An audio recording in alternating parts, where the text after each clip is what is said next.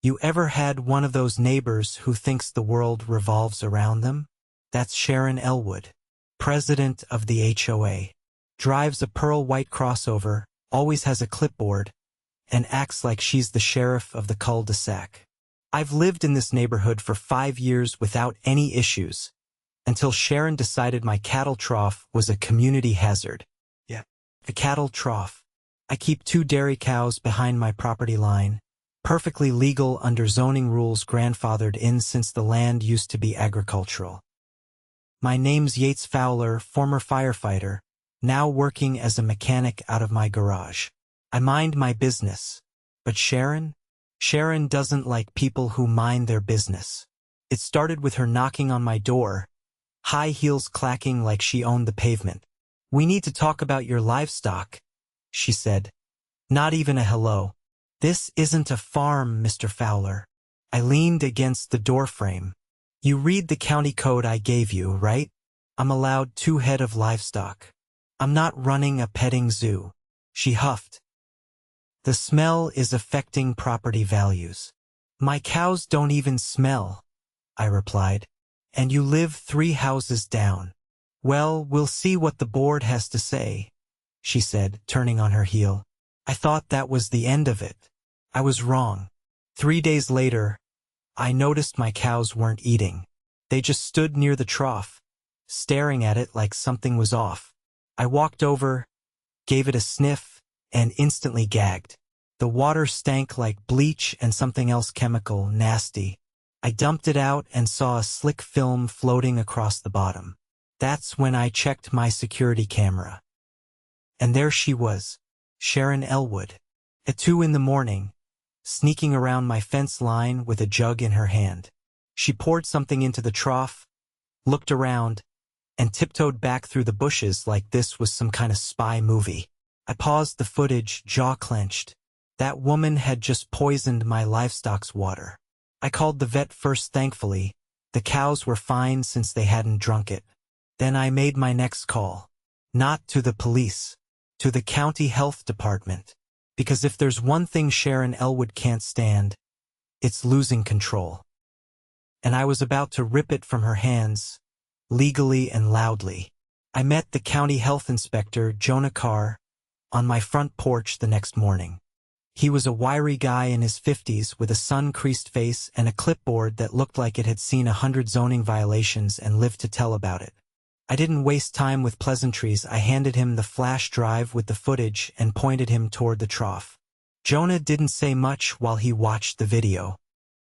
His eyes narrowed, jaw clenched, and he muttered once under his breath, "What the hell is she thinking?" He walked out to the pasture with me and took a sample from the trough I hadn't cleaned yet. We wore gloves and masks because the stink was still lingering. He didn't need to tell me it was bad, just the way he sealed the sample in a biohazard bag said enough. He radioed something in, and within the hour, another truck rolled up. This one had the county seal and 2 guys in hazmat suits.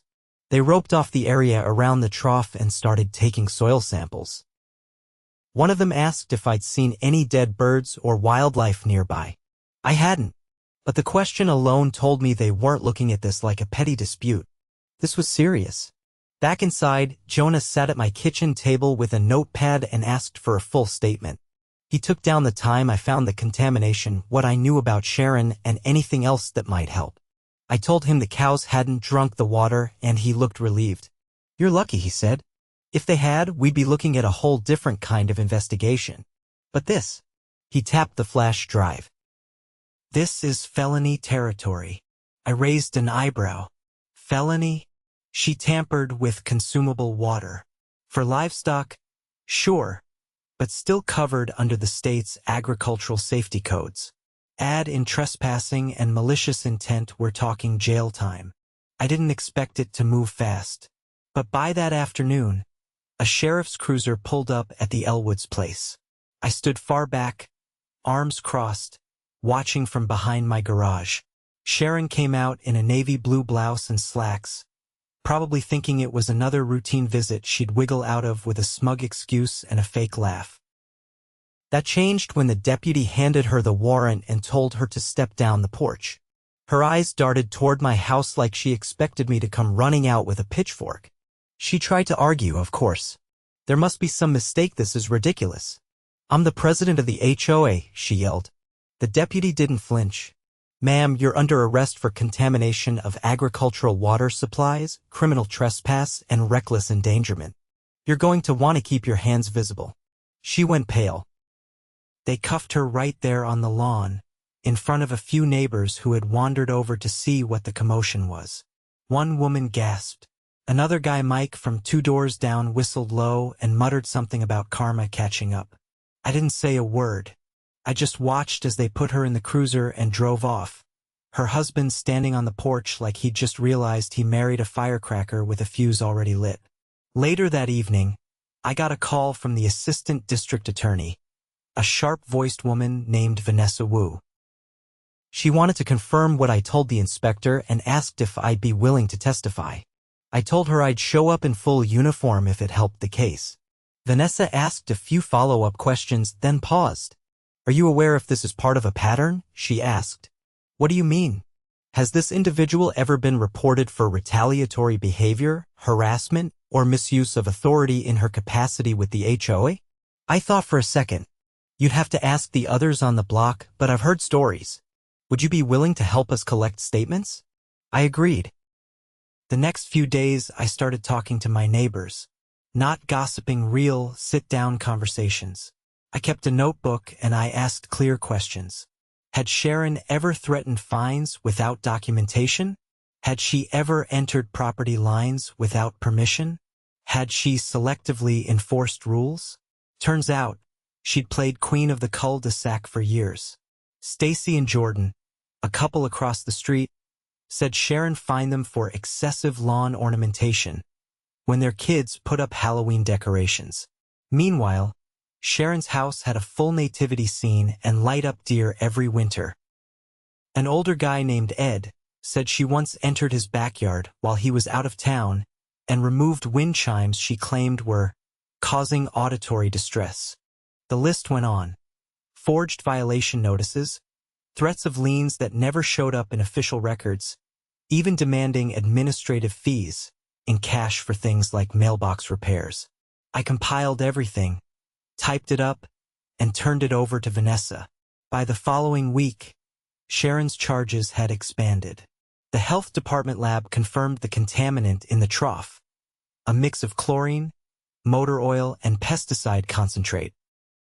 If the cows had ingested it, they would have died slow and ugly. The soil by the trough was declared hazardous and a cleanup crew had to decontaminate the area. My property was designated a temporary investigation zone. Not ideal, but I cooperated. I wanted her nailed to the wall. Then came the HOA emergency meeting. A few board members tried calling it off, saying the optics weren't good. But with Sharon in jail awaiting arraignment, her vice president, a guy named Clay, reluctantly stepped in. He wasn't a fan of hers, and it showed. The meeting was held in the community center, folding chairs arranged in a sloppy semicircle. About 30 residents showed. I came in late, letting the tension simmer. When Clay opened the floor, I stood up. I have something to read, I said, holding up the packet of neighbor statements. It's a summary of first-hand accounts from residents about the abuse of power, threats, and trespassing committed by the former HOA president. Clay didn't stop me. No one did. I read through the highlights, each one supported by dates, screenshots, or written logs. By the time I finished, people were whispering, some shaking their heads. A woman in the back started crying. It was like the whole neighborhood had been holding their breath for years. Clay took a deep breath. Motion to suspend Sharon Ellwood indefinitely pending legal resolution. Unanimous vote. I walked out afterward and found Vanessa waiting near her car. She handed me a copy of the expanded charges. 5 felony counts, 3 misdemeanors, and a civil suit pending from the county for environmental damages. She's not getting community service for this, Vanessa said. Good, I replied. She doesn't belong in this community. As I walked home, I passed by the Ellwood's house. The porch light was off. No clipboard on the table. No wreath on the door. Just silence. And for the first time in weeks, the air smelled like fresh soil and blossoms instead of bleach. The morning after the emergency HOA meeting, I found a folded paper tucked under my windshield wiper. No envelope, just a single sheet of printer paper with the words "You made a mistake" scribbled in blocky handwriting. I walked it straight over to the sheriff's substation just outside town, handed it to Deputy Alvarez, and let him know I wasn't playing games. He nodded and took it without a word. They dusted it for prints and added it to Sharon's case file. The prosecutor was already building a mountain of evidence, and this just made it clear. Someone still loyal to her was trying to stir the pot. I tightened the locks on the gates, added motion sensors along the back fence, and put up a new sign, "Surveillance in use. Trespassers will be prosecuted." I wasn't expecting another break-in, but I'd underestimated just how deep Sharon's claws had sunk into the neighborhood. 2 days later, Clay called and asked if I could meet him at the community center. I thought it might be a formality, maybe something about temporary leadership. When I got there, he was sitting at one of the round tables with a man who introduced himself as Alan Petrovich, a city zoning compliance officer. "I'm here because of something we found in the HOA's financials," Alan said, flipping open a laptop.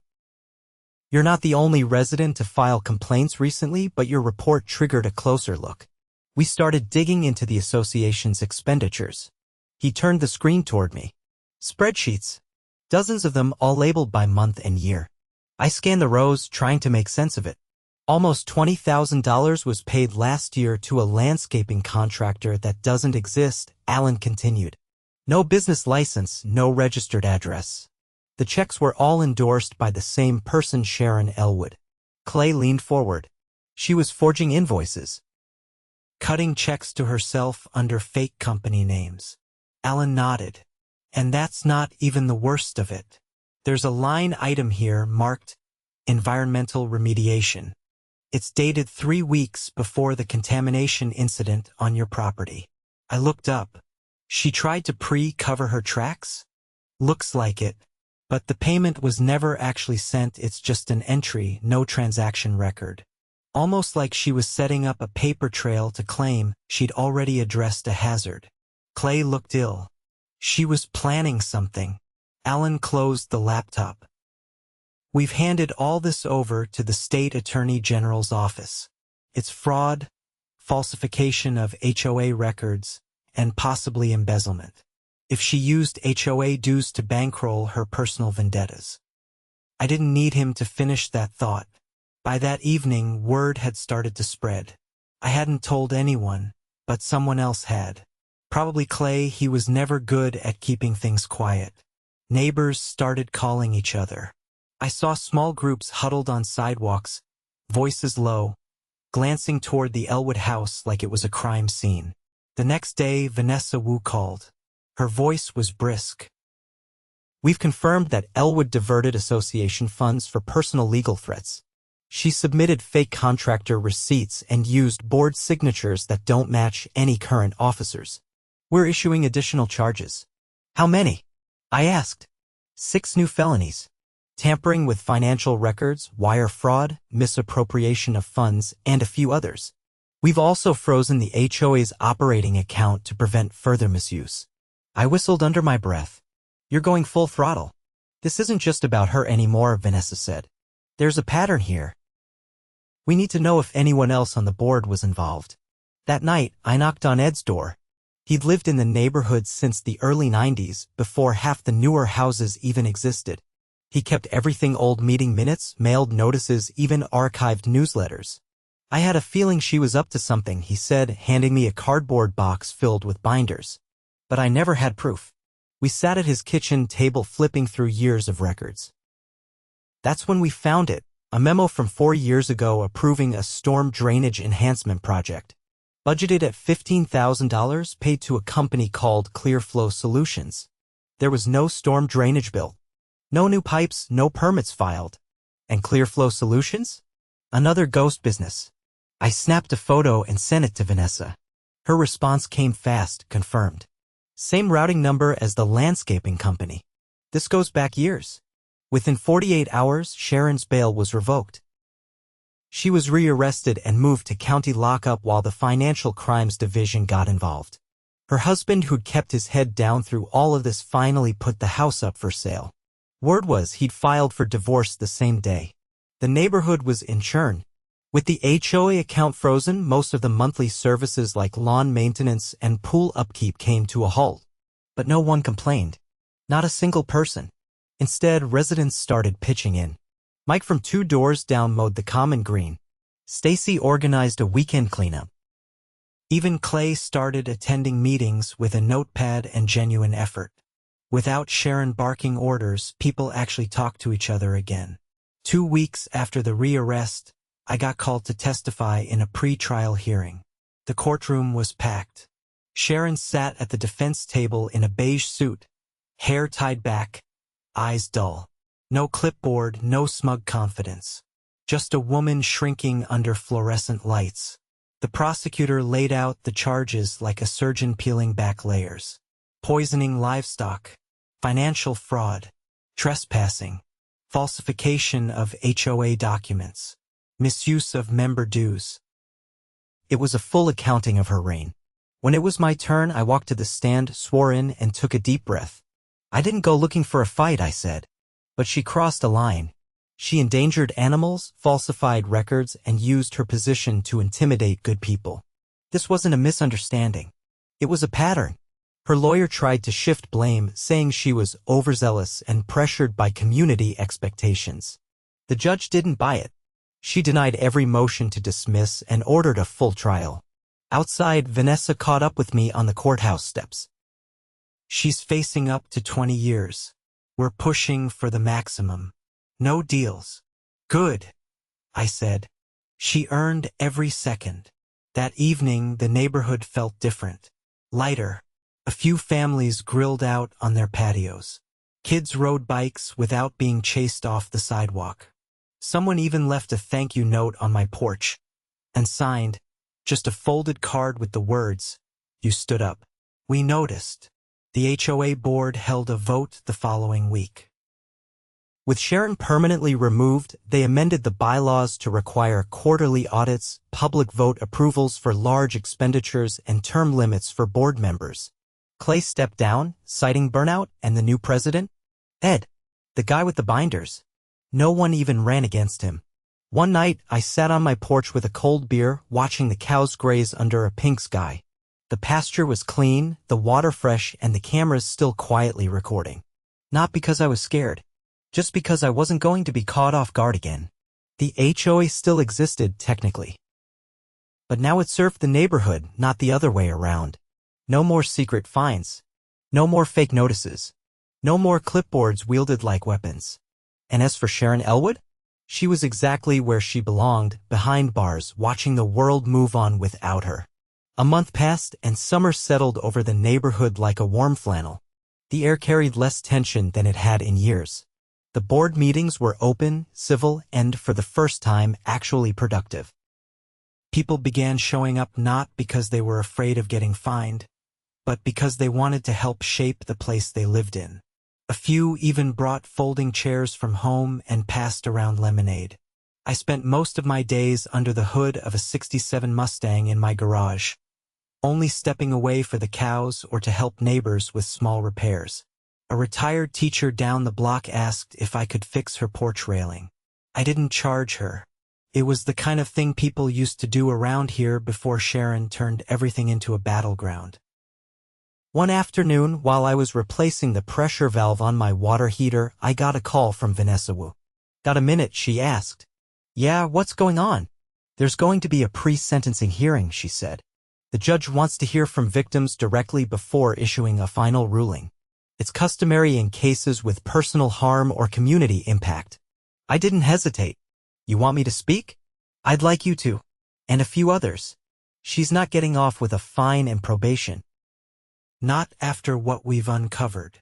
I asked what she meant, and she told me they had finally concluded their forensic audit of the HOA's books. What they found was worse than anyone had guessed.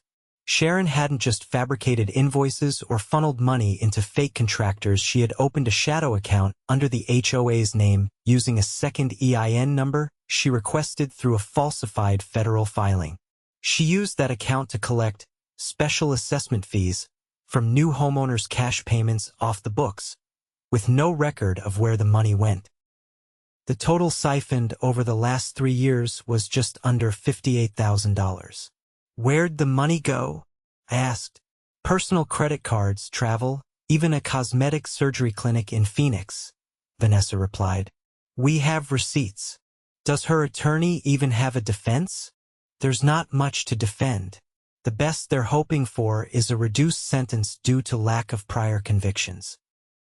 But the poisoning charge is the anchor, it's what's holding everything else down. 2 weeks later, I stood in the county courthouse again, this time in a larger courtroom with oak-paneled walls and a high ceiling that made every word echo. Sharon sat at the defendant's table wearing a gray blazer that did little to soften her expression. Her hair was pulled back tight, and for the first time, she looked smaller, like someone who'd spent years puffed up and finally had the air let out. The judge, a measured woman with a voice like gravel and a reputation for zero tolerance on public corruption, called the hearing to order. Vanessa stood and gestured for me to approach the podium. I adjusted the collar of my denim shirt, walked up, and met the judge's eyes. Your Honor, I lived peacefully in that neighborhood for years. I fixed cars, raised a couple dairy cows, and didn't bother anybody. But this woman decided I was a problem. She didn't go through proper channels or express concern. She snuck onto my property in the middle of the night and poured poison into an animal trough. And when that didn't work, she tried to bury the evidence with fake paperwork and a cover story. That wasn't a mistake. That was intent. The judge nodded once, and I stepped back. Then Stacy and Jordan spoke. Then Ed. Each of us told a different part of the same story: intimidation, manipulation, and a constant undercurrent of fear. The judge listened carefully, taking notes. Sharon's lawyer tried to argue for leniency. My client suffers from extreme anxiety and was under pressure from the demands of her community role. The judge cut him off. She wasn't under pressure. She was in control. And she abused that control. The court finds that she created an environment of coercion and secrecy while financially and physically endangering others. She looked straight at Sharon. You poisoned livestock water, falsified financial documents, and used your authority to enrich yourself. The law will not excuse that. She sentenced Sharon to 12 years in state prison, 8 for financial crimes, 4 for the contamination and property tampering. No parole for the first 6. Restitution was ordered to the HOA in full, and the court placed a permanent injunction barring her from ever serving on any form of board, committee, or residential association again. Outside the courthouse, the air smelled like fresh rain even though the sky was clear. Vanessa pulled me aside. She's filing for bankruptcy, she said, trying to avoid the restitution, but we're contesting it. Civil courts next. I'll testify again if I have to, I said. You might not need to. Public opinion's already turned. The county's issuing a formal review of all HOAs in the area. Yours was just the tip of the spear. I didn't expect that, but I wasn't surprised. If Sharon had gotten away with it for years, who knew how many others had their own little empires built on fear and fake paperwork? By the time I got home, 2 neighbors were already waiting in my driveway: Darnell, who just moved in a few months ago, and Lila, who ran the community food pantry. They handed me a folded banner. It read, "For standing tall when the rest of us couldn't." I didn't know what to say. I just nodded and thanked them. That evening, we tied the banner to the split rail fence near the pasture. The cows wandered by and stood beneath it like they knew something had changed. The pasture was quiet again. No more flashlights in the night. No more whispers of fines or forms slid under doors. The new board installed solar lights along the main sidewalk, replaced the broken swing set at the park, and created a shared tool shed for residents to borrow from. Real improvements, not fake invoices and excuses. The camera system stayed up though. Not because I was waiting for anything, but because I believed in being ready. Not paranoid. Just prepared. I got one last letter from Vanessa a few weeks later. A formal thank you from the district attorney's office.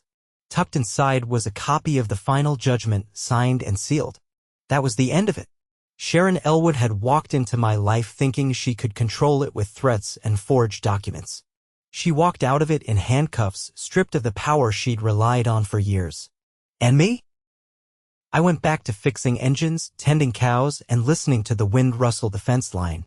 Justice wasn't loud. It came slow, steady, and undeniable. Just like me.